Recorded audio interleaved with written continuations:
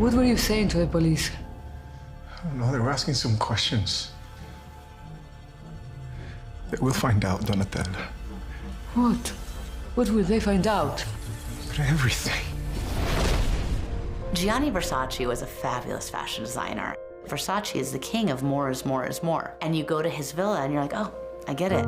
It is a lot of ideas happening at once in that space, and a lot of tile and a lot of scope.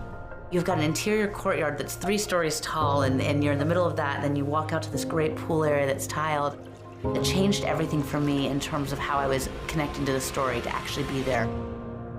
It was really intense to shoot at the actual Versace mansion. It hasn't changed much since he was there. It's a hotel now. And what's striking about it is how public it is. You walk out the door and the street's full of life and people, which he loved, but it is incredibly open.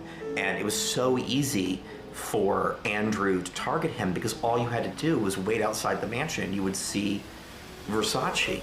Versace, yeah, brava. The scene of the murder was personally of such impact. It was very easy for me to find the fear, the panic. The fact that we were able to shoot in the house where everything happened, of course, it helps a lot. You feel the energy in the house. You walk into the rooms, you can sense the story behind it.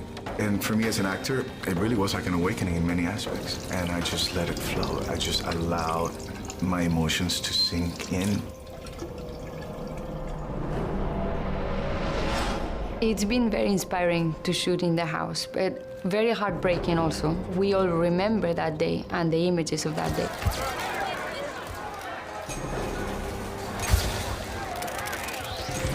It's been a huge privilege on so many levels.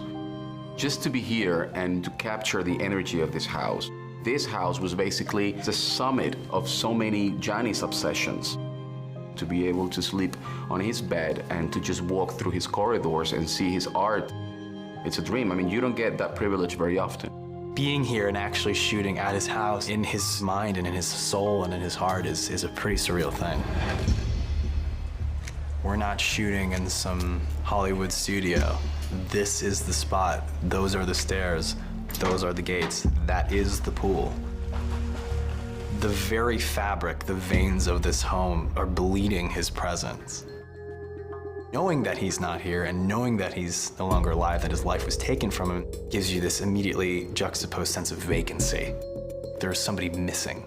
Knowing that I'm the vessel of the guy that created that vacancy really hit me hard. There's a weight to that that really gives you pause. What we're doing here is we're trying to create something beautiful from something pretty horrible and from something dark. We hope that this story can somehow create some sort of light. We're trying to create something hopefully more enlightening than disheartening. My hope is that when people wear my clothes, they will get to know me a little bit, you know? They will get to know my character, my love for life.